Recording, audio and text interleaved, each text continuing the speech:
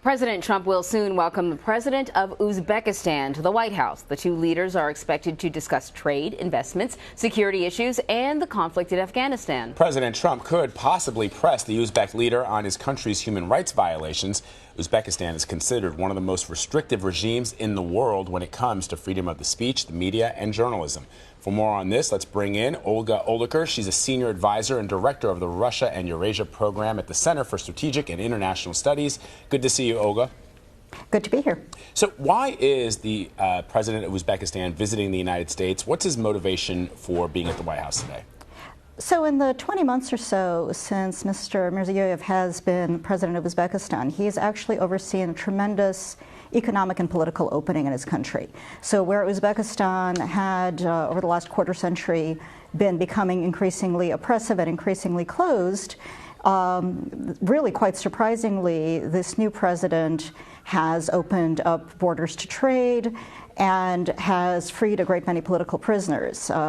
Really changes that nobody expected.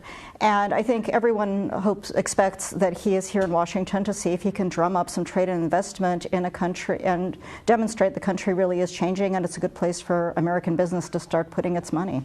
Can you talk to us, though, a little bit about the human rights violations, the cracking down on freedom of the press and freedom of speech?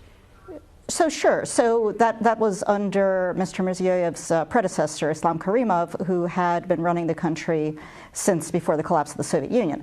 And over the time of his tenure, he became very much increasingly repressive, and the United States put a lot of pressure on that government to liberalize, which never happened. And there were periods of improving relations, but each time they broke apart, in part over these issues. And what's very interesting about the reforms that we're seeing today is that they don't stem from any kind of Western pressure.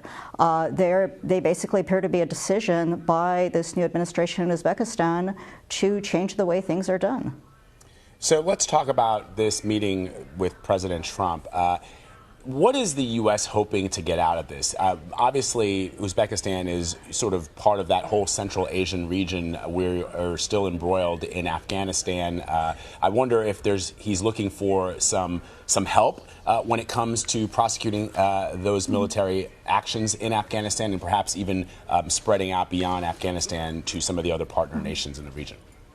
So Uzbekistan has been a partner to the United States on Afghanistan. For a while it hosted U.S. military base, although in 2005 a crackdown in the Uzbek town of Andijan, which killed probably several hundred protesters, led to yet another spiral in tensions, and eventually the U.S. base was shut down partly as a result of this.